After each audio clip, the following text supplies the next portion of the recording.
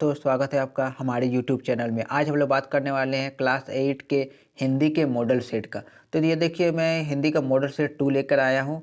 और पहला, अगर आप लोगों ने पहला सेट नहीं देखा है तो आप लोग जाके देख सकते हैं। ठीक है, तो चलिए शुरू करते हैं। तो यहाँ पे सबसे पहले तो ये पैसेज दिया हुआ है डॉक्टर राजेंद्र प्रसाद के बारे में कुछ।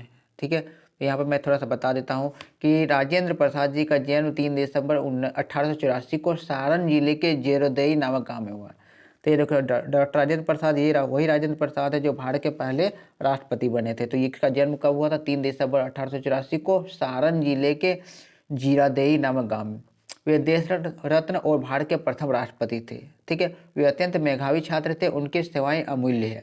यानी कि बहुत इंटेलिजेंट स्टूडेंट थे ये। उसे भारत रत्न भी दिया गया था, भारत के पहले राष्ट्रपति भी थे। उसके बाद क्या, वे भारतीय संस्कृति और सामान्य जनता का प्रतिनिधित्व थे। वे सरल जीवन और ऊंचे विचार के जीते जागते उदाहरण थे, यानी कि अच्छे विचार रखते थे। ठीक है, उन्होंने जीवन भर भारतीय पोशाक पहनी, विदेशी वस्त्र कभी नहीं पहना। यानी कि ये भारत का प्रेम का प्रतीक है कि वो भारत का ही बना हुआ ड्रेस पहने थे, विदेशी ड्रेस कभी नहीं पहने थे। उसके बाद यहाँ पर लिखा हुआ, वे गांधी जी के बड़े अनुयायी थे, महात्मा गांधी को बहुत मानते थे। तो चलिए इसी पैसे से लेकर नीचे में सवाल को करते हैं। तो देखिए, पहला सवाल क्या दिया हुआ है कि राजेंद्र प्रसाद जी का जन्म किस जिले में हुआ था? अभी हम लोग बात किए तो किस जिले में था, तो वो सारण जिले में हुआ। ठीक है, 1 नंबर का क्या हो गया? Option number 2। चलिए बढ़ते हैं अगले सवाल की ओर। दूसरा देखते हैं कि राजेंद्र प्रसाद भारत के कितनवें राष्ट्रपति थे? तो ये तो आप लोग को पता चला वैसे पढ़ के कि डॉक्टर राजेंद्र प्रसाद भारत के पहले राष्ट्रपति थे। आगे बढ़ते हैं। तीसरा नंबर क्या है? प्रसाद जी के चरित्र की मुख्य विशेषताएं थी। देखिए, चरित्र तो काफ़ी अच्छा था। इसमें देखिए, भारतीय संस्कृति एवं सामान्य जनता का प्रतिनिधित्व तो ये तो भी थे ही। सरल जीवन और ऊंचे विचार थे, ये भी तो थे ही। गांधी जी के अनुयायी थे, ये भी थे। यानी कि उपरोक्त सभी आपका ऑप्शन नंबर 4 सही आंसर है। ठीक है, आगे बढ़ते हैं। देखिए, देखिए यहाँ पर देखिए, प्रधान अध्यापक के पास बीमारी के कारण अवकाश हेतु लिखे गए प्रार्थना पत्र में छूटे हुए अंश को भरिए। देखिए, प्रधान अध्यापक को बीमारी के कारण छुट्टी के लिए एप्लीकेशन लिखा गया है। ठीक है, तो एप्लीकेशन में कुछ खाली जगह दे दिए गए, उस खाली जगह को भरना है। ठीक है, तो ये खाली जगह देखिए, यहाँ पर एक तो यहाँ 4 नंबर पे खाली जगह है, यहाँ पर 5 नंबर पर खाली जगह है, यहाँ 6 नंबर पर खाली जगह है। तो यहाँ पे क्या भराना चाहिए? देखिए, सबसे पहले तो डैश लिखा हुआ है 4 नंबर में। देखिए, यहाँ पर तो सबसे पहले सेवा में होना चाहिए, तो 4 नंबर के लिए ऑप्शन देखते हैं। देखिए यहाँ पे, देखिए 4 नंबर का आपका सेवा में बनाना चाहिए। ठीक है, उसके बाद देखते हैं 5वां नंबर लिखा हुआ प्रधान, यहाँ पर लिखा हुआ है प्रधानाचार्य राज्य मध्य विद्यालय पंडरा रांची डैश।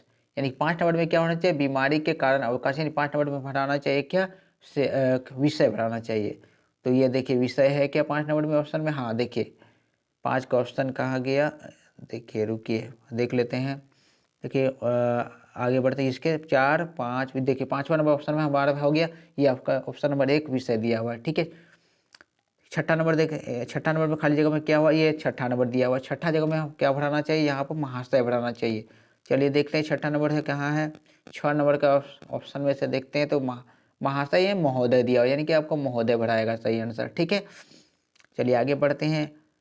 उसके बाद फिर से एक पैसे दिया हुआ है। ठीक है, अनुशासन हमारी सफलता की पहली सीढ़ी है। यानी कि अनुशासन का बात क्या हुआ है कि इस अनुशासन, ये जो डिसिप्लिन होता है वो हमारी लाइफ में काफ़ी ज़रूरी होता है। क्या होता है, बात करें जिसके सहारे हम कोई भी मंजिल हासिल कर सकते हैं। यानी कि ये हमारे को मंजिल को पाने में काफ़ी मदद करता है, आसान होता है।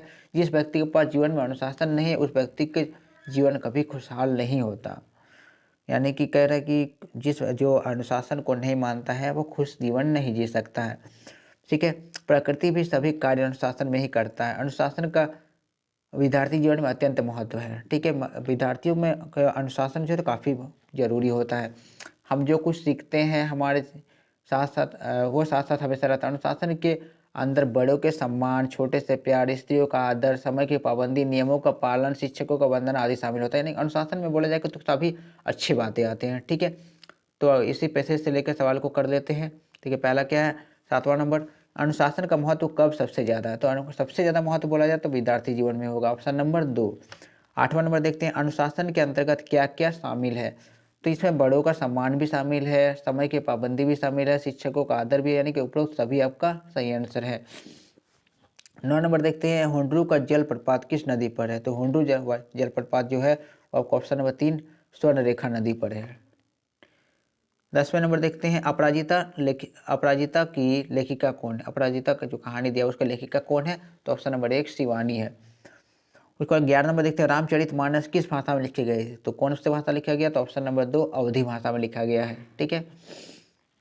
12 नंबर देखते हैं गांव के लोग अकेली औरत को डायन कहकर उसके साथ कैसा व्यवहार करते हैं। देखिए अकेली औरत को डायन कहना तो ये कभी किसी भी हद तक बुरा अच्छी बात तो नहीं हो सकती, यानी बहुत बुरा बात हो। ऑप्शन नंबर 2 आपका सही आंसर है।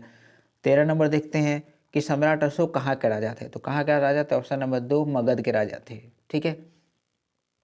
14 नंबर आ जाते हैं पथ पर कितने राही गए हैं, तो पद पर कितने राही गए हैं, या कुछ राही है, सभी राही है, अनगिनत राही, यानी आपका ऑप्शन नंबर 3 आपका सही आंसर है। 15 नंबर देखते हैं, 15 में क्या है कि जब कोई युवा पुरुष घर से बाहर निकलकर बाहरी संसार में अपनी स्थिति जमाता है तब उसे क्या चुनने में कठिनाई होती है, तो इसमें क्या चुनने की बात कर रहा है, यहाँ तो मित्र के चुनने की बात कर रहा है। ऑप्शन नंबर 2 आपका सही आंसर है। 16 नंबर देखते हैं लोहा लेना मुहावरे का क्या अर्थ होता है, तो लोहा लेना का मुहावरा का अर्थ होता है ऑप्शन नंबर 1 मुकाबला करना। ठीक है। आगे बढ़ते हैं, 17 नंबर देखते हैं, 17 में क्या है, देव का पर्यायवाची क्या है, देव का पर्यायवाची ऑप्शन नंबर 3 ईश्वर होता है। 18 नंबर महान शब्द का विशेष्य होगा, तो महान शब्द किसमें प्रयोग कर सकते हैं, तो ऑप्शन नंबर 3 होगा देश, क्योंकि हम लोग बोलते हैं हमारा देश महान, तो देश से लेकर महान बोल सकते हैं। 19 देखते हैं, 19 में क्या है, 19 में क्या है कोमल शब्द का विलोम क्या होगा, तो ये कोमल शब्द के बारे में कोमल का विलोम क्या होगा, विलोम मतलब उल्टा, ऑप्शन नंबर 2 कठोर होगा। 20 नंबर देखते हैं जो सदा सत्य बोलता है उसे एक शब्द में कहते हैं, जो सदा सत्य बोलता है तो उसे क्या कहते हैं, तो ऑप्शन नंबर 4 सत्यवादी कहते हैं। ठीक है दोस्तों, ये रहे आपके 20 सवाल, और इसी से बेसिस पर तैयारी करिएगा। मिलते हैं नेक्स्ट वीडियो में।